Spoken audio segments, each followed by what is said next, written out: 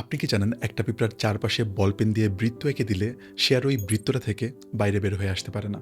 ইউটিউবে মিলিয়নেরও বেশি ভিউজ পাওয়া এটা নিয়ে একটা এক্সপেরিমেন্টাল ভিডিও আছে, যেটা ভয় আমাদেরকে সাইকোলজিক্যালি কিভাবে কাবু করে ফেলে, ইভেন দো অ্যাকচুয়ালিতে ক্ষতি হওয়ার মতো কিছু না থাকলেও সেটা খুবই নাইসলি এক্সপ্লেন করে।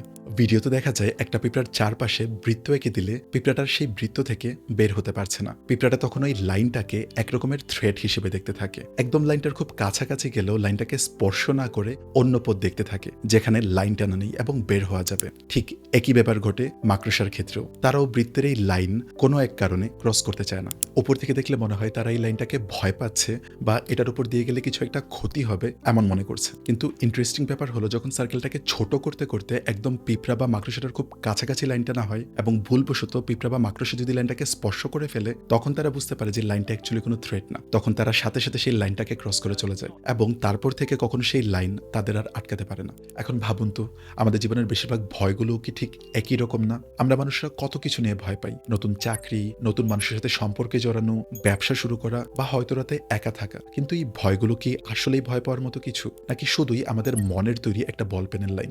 আমরা যেটাকে ভয় পাচ্ছি সেটাকে ফেস না করে পালাতে থাকলে আমরাও সেই পিঁপড়ার মতোই একটা কাল্পনিক বৃত্তের মধ্যে আটকে থাকি। যদিও অনেকেই ভাবে যে এই লাইনটাকে ক্রস না করে সে তার নিজেকে বাঁচিয়েছে, কিন্তু আসলেই কি তাই?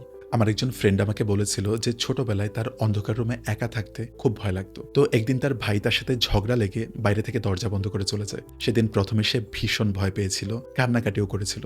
বাট সেদিন আরো একটা ভালো বিষয় হয়েছিল। ওই দিনের পর থেকে তার অন্ধকার রুমে একা থাকার ভয় একদম দূর হয়ে যায়। সাইকোলজিতে এই কনসেপ্টটাকে বলে ফ্লাডিং, মানে কোনো কিছুর ভয় একবারেই দূর হয়ে যাওয়া বা বন্যার মতো ভেসে যাওয়া।